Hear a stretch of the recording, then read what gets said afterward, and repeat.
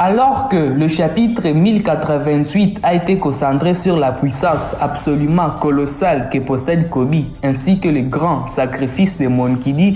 Garp, le chapitre 1089 de One Piece, lui, nous pourrions les vivre sur Egghead avec le grand retour de Mugiwara. Dans cette vidéo, vous allez enfin pouvoir découvrir à quoi va consister le chapitre 1089 de One Piece.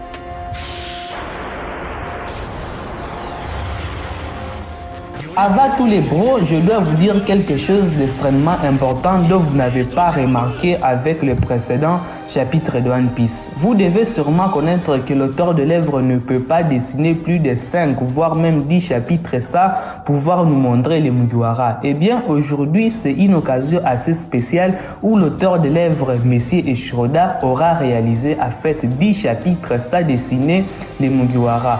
Le chapitre 1089 de One Piece qui marquera en fait le grand retour des Mugiwara. La dernière fois que nous les avons vus, c'était encore au chapitre 1079 de One Piece avec le bateau de Barbe Noire s'approcha de Egghead ainsi que de la défaite absolument colossale de l'équipage de Eustace Captain Kidd par chance. Le chapitre 1089 de One Piece, lui qui nous montre bel et bien que nous sommes de retour sur cette île, eh bien les bros, il y a plusieurs choses que nous allons pouvoir découvrir et cette vidéo sera un peu comme ma récente vidéo que j'avais fait sur le chapitre 1087 dont je vous invite également à aller regarder. Nous allons discuter de tout cela et nous allons ajouter à faire des théories que je n'avais pas pu pouvoir évoquer dans cette vidéo là. Sans plus tarder les bros, c'est parti pour le chapitre 1089 de One Piece. Et la force de séisme capable de tout détruire sur son passage m'appartiennent. Eh bien, je vais commencer par le bateau de Barbe Noire qui s'approchait de Egghead. Je reste toujours à ma propre théorie, vous disant que sur ces bateaux, il y a Katarina Devon ainsi que Lafitte. Ce qui me fait passer cela, c'est tout simplement parce que d'autres membres sont avec le capitaine lui-même et d'autres membres sont à fait sur l'île de Barbe Noire. Il n'y a que 2 personnes dont nous n'avons pas eu l'occasion de pouvoir voir. Il s'agit bien évidemment de Katarina Devon ainsi que de Lafitte. Ce qui pourra être assez intéressant concernant ces 2 personnages, il s'agit bel et bien de Lafitte, car l'auteur de l'œuvre aura fait en sorte de pouvoir nous montrer les fruits du démon de chaque membre de l'équipage de Barbe Noire. Il ne reste qu'un seul membre dont nous ne connaissons pas aujourd'hui son fruit démon. La personne en question, il s'agit de Lafitte. Je pense plutôt que le nom du fruit du démon de Lafitte sera bel et bien dévoilé sur Egghead. Mais une chose assez intéressante concernant ces personnages, qu'est-ce que ceux-ci sont venus faire sur Egghead? À cela, j'ai 3 théories possibles par rapport à leur arrivée sur Egghead. Premièrement, ceux-ci seraient venus pour récupérer Caribou. Pas oublier que Caribou possède les informations sur les armes antiques. Si ce n'est pas pour récupérer Caribou, je pense que ceux-ci sont venus pour pouvoir récupérer York. Elle avait dit qu'elle possédait un deuxième plan. Quand on regarde aujourd'hui les navires qui sont arrivés sur Egghead et la guerre qui va maintenant commencer sur Egghead, on ne va pas s'en sortir aussi facilement. Si tu n'appartiens pas à l'équipage de Luffy avant, tu as moins de chances de pouvoir s'en sortir. Eh bien, je passerai plutôt que celle-ci pourrait être un membre de l'équipage de Barbe Noire ou bien aurait pu faire alliance avec Barbe Noire ainsi Katarina Devon ainsi que Lafitte sont venus pour la récupérer. La troisième hypothèse, elle concerne en fait le Séraphin de Boa Hancock. Ceux-ci seraient venus pour pouvoir voler les fruits du démon de Boa Hancock. On ne sait pas pourquoi est-ce que Barbe Noire a décidé de pouvoir voler les fruits du démon de Boa Hancock. Quelle est la spécialité de ces fruits démons? La chose la plus intrigante de tout cela, qu'est-ce que Barbe Noire a l'intention de pouvoir faire avec ces fruits du démon? Étant donné que Boa Hancock est protégé par le seigneur des ténèbres Sylvel Riley, eh bien Barbe Noire aurait tout simplement suivi sur Egghead le Séraphin de Boa Hancock afin de pouvoir récupérer son fruit du démon. Mais c'est qui donnerait la chair de poule? Le pirate à 400 millions de péris. Aussi, j'aimerais parler de Caribou, car sans oublier ces personnages, en fait, il est devenu très important dans One Piece. Et Eiichiro-Oda aura fait en sorte que Caribou puisse prendre conscience de 2 armes antiques. Il s'agit de Poséidon et de Pluton. Celui-ci, avec ses deux connaissances, il pourrait être le pire criminel du monde de One Piece. Ou bien celui-ci peut être classé parmi les personnages les plus importants de la série One Piece. La grande question bien sûr est de savoir à qui Caribou a l'intention de pouvoir divulguer ces informations sur ces armes antiques. À mon sens, les bros, il s'agirait bel et bien d'un personnage extrêmement important dans One Piece. Caribou serait au service d'un personnage qui vraiment risquera de pouvoir bouleverser le monde de One Piece. Bien évidemment, il y a la théorie que celui-ci peut appartenir à l'équipage de Barbe Noire, que celui-ci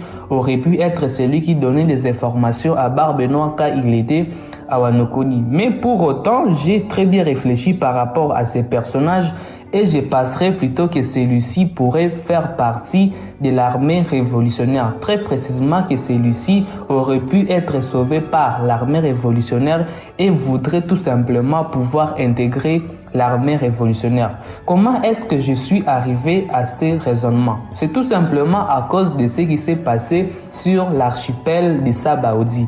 Sans oublier que sur cet archipel, il y avait les vrais Mugiwara et les faux Mugiwara. Caribou, lui, il a rejoint l'équipage des faux Mugiwara après avoir appris que Monkey D. Luffy était le fils des dragons. La grande question alors que je me suis posée, pourquoi est-ce que celui-ci a intégré cette armée en sachant que celui-ci c'est le fils de Dragon?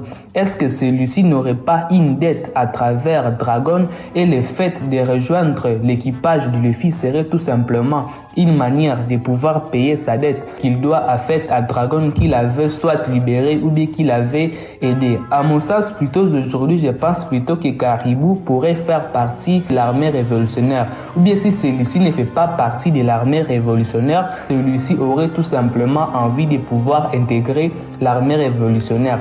Et les informations qu'il possède aujourd'hui sur les armes antiques pourraient bel et bien pouvoir intéresser les chefs de l'armée révolutionnaire, bien évidemment Monkey D. Dragon.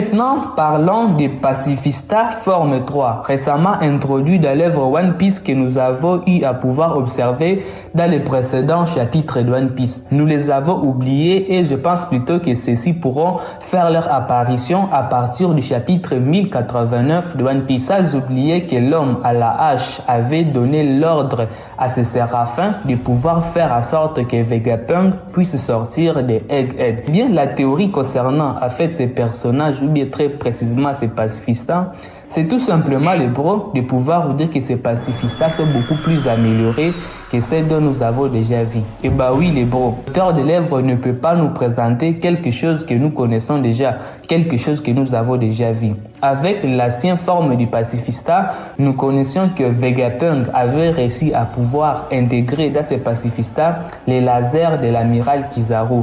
Et aujourd'hui, avec ces pacifistas, je me suis dit, est-ce que Vegapunk n'aurait pas introduit d'autres fruits démons dans ces pacifistas forme 3? Cela pourrait créer un peu un fait de surprise pour la marine. Connaissant que celui-ci travaille toujours pour pouvoir améliorer les technologies, eh bien, je suis sûr que ces nouvelles pacifistas cacheraient bel et bien une puissance absolument colossale. Mais la chose la plus intéressante concernant ces pacifistas sera bel et bien dans le chapitre 1089 de One Piece, car pour la toute première fois nous allons pouvoir observer leur véritable puissance, sans oublier que ceux-ci devront premièrement arrêter la marine qui arrive sur Egghead et que ceux-ci seront bel et bien obligés de pouvoir combattre l'amiral Kizaru afin de pouvoir l'empêcher d'entrer sur Egghead. La chose la plus frappante de tout cela sera bien évidemment la puissance du Gorosei G Garcia Saturne face à ces pacifistas. Ça fait une très belle transition pour pouvoir parler du Gorosei G Garcia Saturne. La deuxième flotte de l'amiral se trouve au large de l'île. Elle est en position pour ouvrir le feu dans 5 minutes. Ça nous laisse peu de... G Garcia Saturne, le Gorosei, se dirige actuellement, pas se dirige, mais il est en fait arrivé sur Egghead. C'est depuis le chapitre 73 de One Piece où nous avons appris que celui-ci était escorté par l'amiral Kizaru. Eh bien, quel sera le rôle du Gorosei? Qu'est-ce qu'il est venu faire en fait sur Egghead? Jusque-là, on ne connaît pas encore sa véritable mission, mais on se doute bien que celui-ci est venu pour pouvoir mettre fin aux agissements du docteur Vegapunk. Connaissant que celui-ci a fait des recherches sur les siècles oubliés, eh bien, le gouvernement mondial se doit de pouvoir effacer tout cela. La chose la plus intéressante qu'Osana a faite, les Gorosei, ça sera tout simplement ce rôle durant la bataille de Egghead, ou bien très précisément l'incident de Egghead. Pour moi, je ne vois pas vraiment les Gorosei pouvoir se battre. Étant donné que le chapitre 1085 de One Piece, lui, nous avait montré leur véritable puissance face à Cobra et Sabo, eh bien, je suis pas sûr à cela que celui-ci a l'autorisation de pouvoir montrer ses véritables pouvoirs au grand public. Car on regarde que Wapol est poursuivi après avoir vu ce qu'il avait vu au moment où il était en train de combattre Sabo, eh bien, je suis pas assez sûr que celui-ci devra nous montrer ses véritables pouvoir. Je pense plutôt que c'est l'amiral Kizaru qui devra plutôt pouvoir s'occuper des choses comme la bataille. Celui-ci, il est un peu ici comme un chevalier destiné à pouvoir protéger les Gorosei G. Garcia Saturne. Mais je pense plutôt que celui-ci aura tout simplement ce qu'il va pouvoir dire concernant Luffy sera extrêmement important. Sans oublier que Luffy possède aujourd'hui les Itonomi modèle Nika, les fruits des monts du dieu soleil. Ce qu'il pourra nous dire, étant donné que lui-même c'est un dieu, ce qu'il pourra nous dire concernant Luffy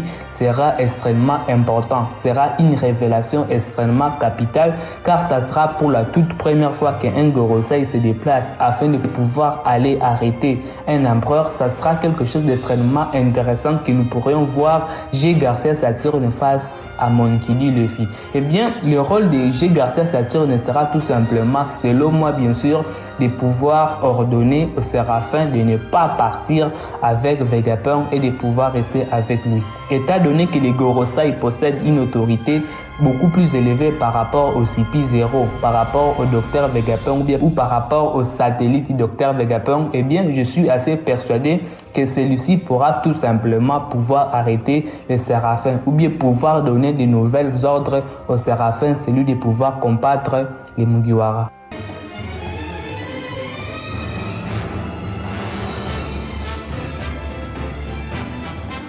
Eh bien, parlons maintenant de ce qui se passe sur Egghead. À l'intérieur de Egghead, il y a plusieurs choses, plusieurs scènes qui s'y déroulent et nous allons commencer d'abord par pouvoir localiser chaque Mugiwara. Le premier Mugiwara, d'abord le capitaine qui est avec les terribles Rob Lucci qui combattent aujourd'hui le Séraphin de Kuma. Le deuxième Mugiwara, il s'agit bel et bien de Zoro qui est avec Kaku, qui sont en train de poursuivre le Séraphin de Mihawk. Le troisième Mugiwara, il s'agit de Robin et Chopper qui sont en train de partir dans les lieux où est enfermé le docteur Vegapunk. La suite, nous avons Franky et Usopp qui ont été changés à pierre par le Séraphin de Boa Hancock. Nous avons aussi le groupe de Sanji et Nami. Sanji qui est en train de combattre aujourd'hui le Séraphin de Jinbei. Et puis, pour terminer, nous avons le tout dernier groupe composé de Jinbei ainsi que de Miss Benkigam. Et bien, par rapport à ces compositions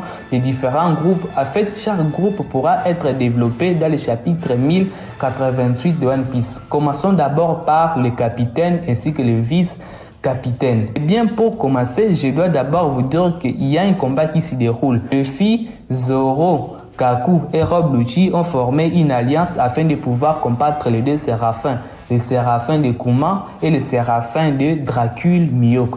Le Séraphin de Dracul Mihawk s'est échappé, alors Zoro l'a poursuivi et Kaku est en train de le poursuivre. La chose la plus frappante que nous pouvons observer dans le chapitre 1089 de One Piece consistera tout simplement à pouvoir montrer pour la toute première fois la défaite de Séraphin. Car dans le précédent chapitre, nous avons appris que ceci avait appris la connaissance à fait du point faible de Séraphin. Désolé pour la tautologie, mais je suis assez persuadé que nous n'allons pas rester assez longtemps pour que le Séraphin puisse rester toujours extrêmement fort. Je pense plutôt que dans les futurs chapitres de One Piece, nous aurons bel et bien une chose extrêmement importante concernant le Séraphin, très précisément la défaite de Séraphin face à Luffy, à Zoro, à Kaku et à Rob Lucci. 家族も違う重みも違う謎も解けた Je ne vais pas oublier Mr. Prince, sans oublier que celui-ci, il est en train de combattre actuellement les séraphins de Jinbe. Dans les précédents chapitres, nous avons vu que les sourcils de Sanji se sont inversés. Autrement dit, c'est le Sanji qui a vaincu Mr. Queen qui est à Paris aujourd'hui. Eh bien, par rapport à ce combat, étant donné que nous n'avons pas eu encore le point faible des séraphins qui sont les flammes qui s'éteignent, eh bien, je suis assez sûr que ces séraphins-là n'est pas encore battu. Et que le chapitre 1089 de One Piece, lui, pourra bien évidemment pouvoir nous montrer Sanji afin de triompher de ces séraphins. Étant donné que ce chapitre, selon moi, pourra bien évidemment marquer la fin de ces séraphins, Sanji pourra bien évidemment aussi pouvoir réussir à vaincre ces séraphins. J'ai oublié un petit détail sur Zoro. Bien évidemment, je pense toujours que Zoro pourra obtenir quelque chose d'extrêmement important. Pour vous faire comprendre un peu cette petite théorie, eh bien, quand on regarde aujourd'hui Luffy, il a utilisé les Gear 5 sur Egghead, on regarde encore Sanji, il a réussi à pouvoir inverser ses sourcils et il combat aujourd'hui les séraphins de Jinbe. Mais Zoro, lui, qu'est-ce qu'il a fait? En fait, Zoro n'a pas encore réalisé quelque chose d'extrêmement important. Zoro n'a pas eu de power-up, Zoro n'a pas été vraiment développé, Zoro n'a pas utilisé de nouvelles techniques. À mon sens, Zoro pourra obtenir une nouvelle technique qui lui permettra sans doute de pouvoir vaincre le séraphin appartenant à Dracul Mihawk. Pour terminer la vidéo, il s'agit bel et bien de Franky et de Usopp qui ont été changés à pierre par le séraphin de Boa Hancock. Et bien, comme je suis en train de vous le dire là, en fait, le futur chapitre de One Piece préparera la défaite de Séraphin. Et je suis assez persuadé que ce chapitre-là pourra bien évidemment pouvoir nous montrer que Usopp et Franky ont réussi à pouvoir redevenir comme ils étaient avant. Quoi qu'il en soit, les bros, le chapitre 1089 de One Piece, les bros, sera tellement explosif avec le retour de chaque Mugiwara qui va pouvoir apparaître devant l'écran. Sans oublier bien sûr que chaque fois que l'auteur ne nous montre pas ces personnages, le moment où il va nous les montrer, ça sera extrêmement intéressant. Bref les bros, nous voici à la fin de la vidéo. Prenez extrêmement soin de votre futur et de vos proches, car cela c'est le plus important et diable Jean à chacun d'entre vous.